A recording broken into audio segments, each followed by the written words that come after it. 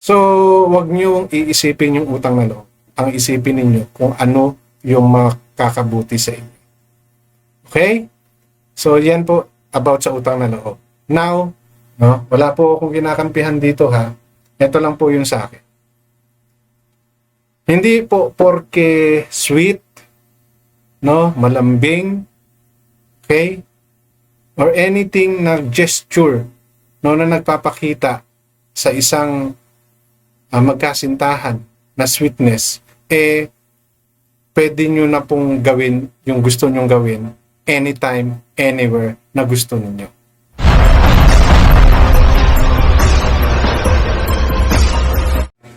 Doon sa last na papakita ulit ng mag-ina, si Beyonce at nanay niya, si Nanay Hansel, sa Rapid Tulfo in Action, diba? Nung si Bal Santos naman yung nagreklamo. Marami pa po tayong mga narinig na mga accusation at mga reasons kung bakit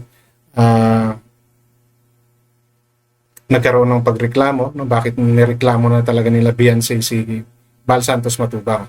And katulad po ng mga sinasabi ko, mostly parang ang target talaga dito is si Bal Santos Matubang dahil nga sa mga pangyayari na hindi pagtigil ni Kuya Bal sa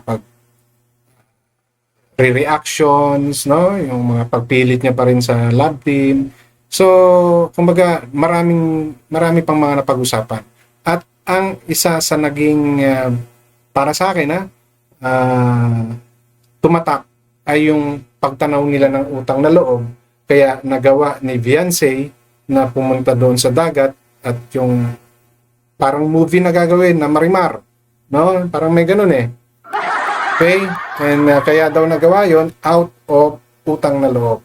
Okay, so isa po sa pag-uusapan natin yan sa content ko na to. And another is yung mga kumakalat daw na video or mga clips, TikTok clips or shorts, no, or reels, no, na kung saan may mga stolen, sabi lang, footage or video clip itong si Beyonce at si Edu na sweet, no, parang ganon.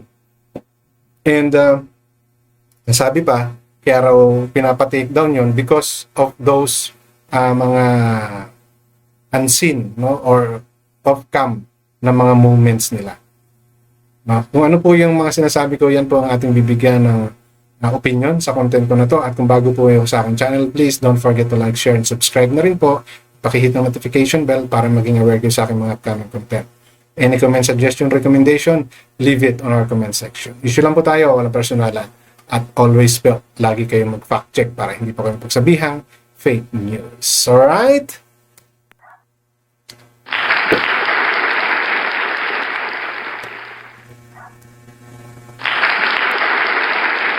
So, umpisahan po natin doon sa una kong nabanggit, no, yung utang na loob. Kasi nga, di ba, merong isang part doon sa interview na yon, no, na kung saan nabanggit nitong sila Nanay Hansel na kaya sila sumusunod sa pinapagawa ni Kuya Bal kahit labag sa kalooban nila dahil sa utang na loob. No? Utang na loob daw yung reason nila. And they are grateful, no, sa ginawang pagtulong sa kanila. So parang nakalimutan nila or siguro hindi nila napanood yung paliwanag ni Kalingap Rab, no, na hindi naman utang na loob yun di ba? Dahil ginawa niyo yun because alam ninyo na may kapalit, di ba? At hindi tinitignan ng ganun ni Kalingap Rab yun. Bakit si Kalingap Rab yung binabanggit ko since si Kuya Bal yung nandoon? Because si Kalingap Rab yung may hawak kay Beyonce, di ba? So by rights, dapat si Beyonce kay Kalingap Rab lang naniniwala at nagre-report at naglalabas ng saloobin niya. Hindi, pinapatulan nila si Kuya Bal. Malinaw kay Kalingap Rab na sila ay sumasang-ayon ng may kapalit yun. Diba? Alam naman natin lahat yun eh. Beneficiary sila. So, nabibigyan sila. At kung pinagawa man ni Kuya Bal yung paglakad niya doon sa dagat, no, na marami pang dikya daw, no, pwede naman kayong tumanggi. Di ba? Alam niyong malalagay sa alanganin, di ba, si Beyonce, bakit kayo pumayag? Kahit kasi pilitin kayo ni Bal Santos, o pinangakuan kayo ni Bal Santos, kung alam ninyo na hindi nyo kaya, bakit nyo gagawin? Di ba? Sige, sasabihin ninyo, hindi. Siyempre, baka, alam mo na, yung utang na loob nga. Di ba? Kaya lang kasi, labag sa kalooban nyo. Ngayon, na nangyari to, yan ang sinasabi ni. Di ba? Anong naging sagot sa inyo ni Kuya Ba? 8K lang ang kinita niya, pero nabigyan kayo ng motor. Or ng scooter, whatever it is. Nasasabihin ninyo, pinainitan. Pumayag naman po kayo na mainitan eh. Di ba? So ito yung mga bagay na nakita kong, oops, hindi nyo dapat laging ikakatwira na may utang na loob kayo kaya ginawa nyo yun. No? Kahit labag sa loob nyo, dahil may utang na loob kayo, gagawin nyo. Hindi yun yung magiging batayan ninyo para sumang-ayon kayo. Sumang-ayon kayo kasi gusto ninyo, hindi dahil sa may utang na loob kayo. Hindi mawawala yun. No? Hindi porke hindi nyo ginawa yung gustong pinagawa sa inyo, wala na kayong utang na loob. No. There are other ways para makabawi ako sa utang na loob ko sa iyo na gusto ko rin. Doon sa nangyari yun, lumalabas na hindi nyo gusto, ginawa ninyo kasi may utang na loob kayo. So ngayon sinusumbat nyo yan, wala na kayong utang na loob. Di ba ganun ba yun? Yun lang yung sa akin eh. Doon ako nagtataka. Bakit nyo ginigiit yan? Mismong si Kalinga Prab mismo. Di ba? Walang Beyonce kung walang Kalinga Prab. Tandaan nyo yan. No? Hindi aangat ng husto or hindi makikilala ng husto lalo si Kalinga Prab kung wala rin Beyonce. May correlation silang dalawa. No? Kaya nga ganun yung sinasabi ni Kalinga Prab eh. Oo, kahit nasabihin natin sikat na si Kalinga Prab. Pero, di ba? May part kayo kung bakit kayo tinanggap din ng tao. No, kahit na kasi anong promotion ang gawin ni Kalinga Prab, kung yung mismong talent is wala ring appeal sa viewers, wala ring mangyayari dyan. Always remember po yan. No, malaki ang role ni Kalinga Prab kasi may pangalan na siya. Pero paano kung yung talent na na-scout nila or beneficiary na tinulungan nila ay hindi kinagat ng masa, wala pa rin yan. Hindi yan magbabiral katulad ng nangyari kay Beyonce. So wala kayong utang na loob dahil pareho kayong nakinabang. Yun yung tatandaan. No? Beyonce and Hansel, Nanay Hansel. So kaya po, huwag kayong gagawa o kahit sino po dito sa atin na porke may utang na loob kayo, kaya kayo nahihiyang tumanggi. Pwede kayong tumanggi kasi ayaw ninyo. And it doesn't change anything na may utang na loob pa rin kayo sa taong yun. Pwede kayong bumawi sa ibang paraan. Hindi sa ganun na ayaw nyo rin. So kaya ngayon ang nangyayari, mas lalong napapasama, no? Ang mga Beyonce. Si Beyonce and the family. Patali. Kasi sa mga nangyayari. Tapos tatawagin mo pa ng manyak si Kalinga Ed. Di ba? So medyo, hindi na sumasang-ayon sa inyo ngayon yung pangyayari. So, wag nyo iisipin yung utang na loob. Ang isipin ninyo kung ano yung makakabuti sa inyo. Okay? So, yan po about sa utang na loob. Now, doon sa mga off-cam videos na kumakalat ngayon. Kasi yun din na pag-uusapan. Dahil nga natawag na manyak si Edu and parang dinala siya sa dilim, blah blah blah. So, marami.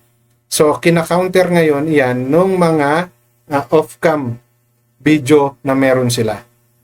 Diba? May mga nasa TikTok ata or nasa Facebook, no? And even sa YouTube, na mga short clip video na kung saan sweet itong si Beyonce, no? Mga paayakap-yakap pa, amoy pa nga raw ng kilikili. Maybe nakita niyo na, ako hindi ko pa nakita. But that's what I heard from the other vloggers, no? So, parang ang dating sa iba, no, ng mga supporter ni Beyonce, hindi porke ganun ka-sweet, pwede mo nang gawan, no? Ng kung ano man yung gusto mo. Kumbaga, pwede nang gawin ni Edu yung lahat ng gusto niyang gawin. Doon naman sa iba, nagpapakita daw yon na mas clingy ka pa nga kaysa kay Edu. Tapos sasabihin mo, manyak si Edu. Hindi ba mukhang ikaw yung nang mamanya kay Edu? May mga ganong comment. No? Ito lang po yung akin. No? Wala po akong kinakampihan dito ha. Ito lang po yung sa akin.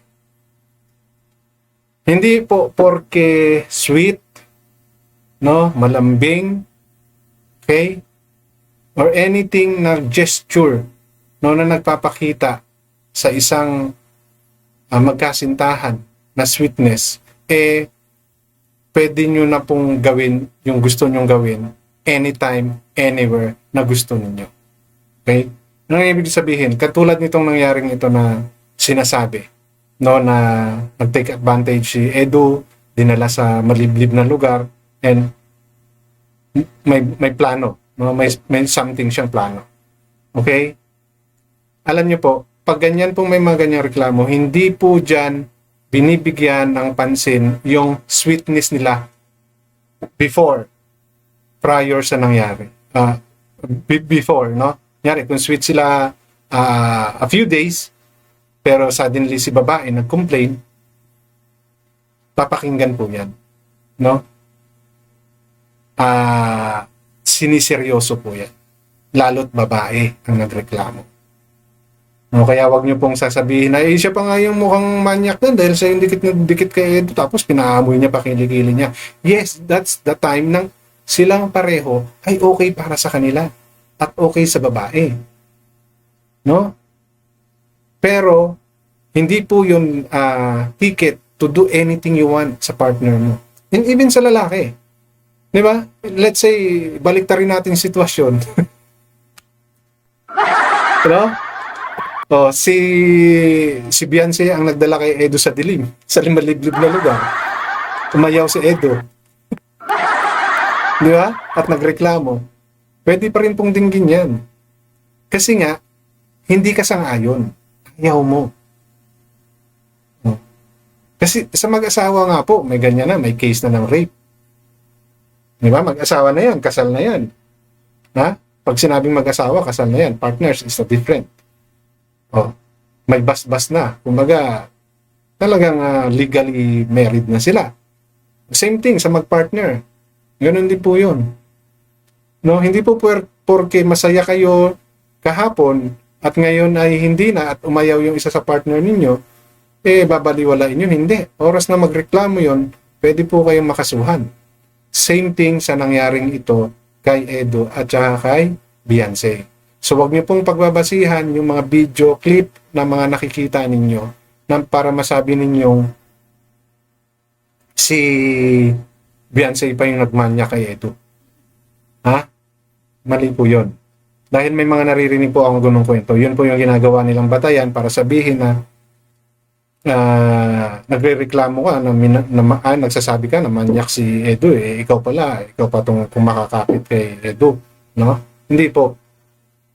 Kasi kung ginaganon siya ni Beyonce at nagreklamo si Edu na hindi niya nagugustuhan yun, pwede po yun. Kaya lang kasi nakakatawa kapag kalalaki yung nagrereklamo, minolest siya ng babae. Pero pwede pong mangyari yun. Di ba? Equal rights Di ba? Equal rights. Kaya lang kasi, hindi tayo used sa ganong senaryo. Normally, it's the girl being harassed. Di ba? So, doon tayo sanay. Pero, what I'm telling you is, pwedeng maging ma-apply yan sa lalaki. Yun nga lang, very rare at pagtatawanan lang. Di ba? Pero kapag babae yung nagreklamo, seryoso po yan. Seryoso po yan. Okay? So, hindi po batayan dito yung mga nakikita ninyong video clip na pinapakita, no, na nagpapakita ng sweetness nila, na masyadong sweet si Beyonce noon. Di ba? Hindi po. Nagreklamo siya, namolestya siya, o kung ano man ang nangyari sa kanya doon sa dilim, siniseryoso po yan. Pero yung mga binitawang salita rin ni Beyonce, siniseryoso din po yun. No? Yung pagtawag niya ng manyak, Edu. Pwede pong kasuhan siya ni Edu. Lalo't wala siyang magpakita. Okay? Hindi po ito paninira kahit kanino or wala po akong kinakampihan. Ito po ay base sa aking pagkakaunawa. No? Ngayon, kung medyo hindi kayo sangayon, you can leave your comment at our comment section para mapag-usapan pa po natin yung mga bagay-bagay na gusto niyo pag-usapan. Okay? So, inulit ko, matuto po kayo mag-fact check para hindi po kayo mapagsabihang fake news. Hanggang dito na lamang. Maraming salamat.